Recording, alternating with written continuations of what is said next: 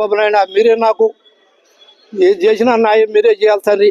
మీరు కూడా సహకరించుకోకుండా నా చెవులో ఆత్మహత్య చేసుకొని నేను నా చెవులో పేరు నిలబడుతున్నా. అవ్వ తాత నేనేం ఒకరు మోసం చేయరా, నేనైతే ఒకరు అన్యాయం చేయరా. నా మడు చాచిగా తండ్రి మీరే మీ బిడ్డలు అంటున్నాను.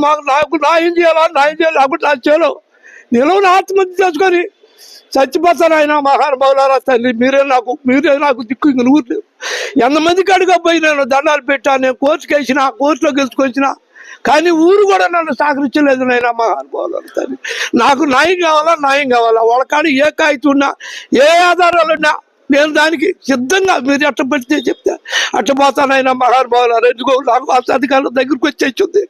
నన్ను ఈ వయసులో వాళ్ళు రావాలైన బుద్ధి లేని రమ్మని నన్ను ఇవన్నీ పరాభవం చేస్తున్నంత పని వచ్చిందని చెప్పు. వాళ్ళ కాళ్ళ కాగితం మా కాళ్ళ కాగితాలు లేవా, నువ్వు చేసేది ఏం చేసుకో, నువ్వు చేయలేదు దిగుతావా. ఆయన దెబ్బై వస్తారు సార్ నన్ను. సార్ నాకు వెనక ముందు లేకుండా నేను అధికారుల దగ్గరికి వచ్చేసి నా పరిస్థితులు కూడా తారుమారు కూడా నైనా మహానుభావ లోకేష్ బాబా, చంద్రబాబు నాయుడు ఆయన మహానుభావ, మీరే నాయన నాకు అన్నదండదైనా మహానుభావ. మీరు కూడా సహకరించుకుంటే నేను నిలవన్న చెవులు అతిపించుకొని చచ్చిపోతానైనా మహానుభావులారా తండ్రి.